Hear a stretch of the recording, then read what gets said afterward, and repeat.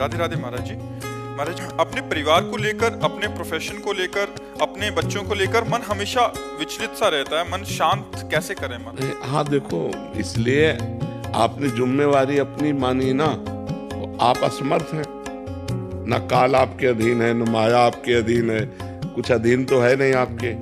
जब जो होना है वो हो जाएगा, तो इसलिए आप चिंतित रहते हैं। यदि ये चिंता भगवान को दे दें तो आप निश्चिंत हो जाएंगे। अगर अपने जीवन का भार भगवान को दिए होते और भगवान का निरंतर भजन करते होते तो आपको इस चिंता में नहीं जलना पड़ता। भक्त निश्चिंत हो जाता है, निर्भय हो जाता है, निशोक हो जाता है।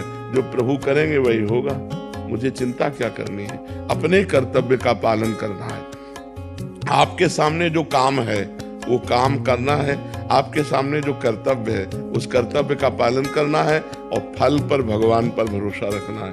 अगर भगवान को बीच में नहीं लाओगे तो चिंता नहीं मिटा पाओगे, क्योंकि एक बड़ी चिंता आ रही, मृत्यु, परिवार पर और आप पर भी, किसी की भी हो सकती है। अब उसका निवारण कैसे होगा? तो अगर आप निश्चिंत होना चाहते हैं तो भगवान की शरण होकर भगवान का नाम जप कीजिए, सत्संग सुनिए और ये विश्वास कीजिए भगवान मंगल भवन है, वो वही करते हैं जिससे सबका मंगल होता है और अपने अपने कर्मों का फल भोगना पड़ता है। इसलिए गलत कर्म ना अपने जीवन में होने पावे और अपने परिवार वालों को समझावे, बच्चों को समझावे कि कोई गलत कार्य ना हो। यदि धर्म विरुद्ध कार्य होगा तो उसका फल दुख आएगा, और जब दुख आएगा तो फिर हमारी बुद्धि विचलित हो जाएगी, अशांत हो जाएगी।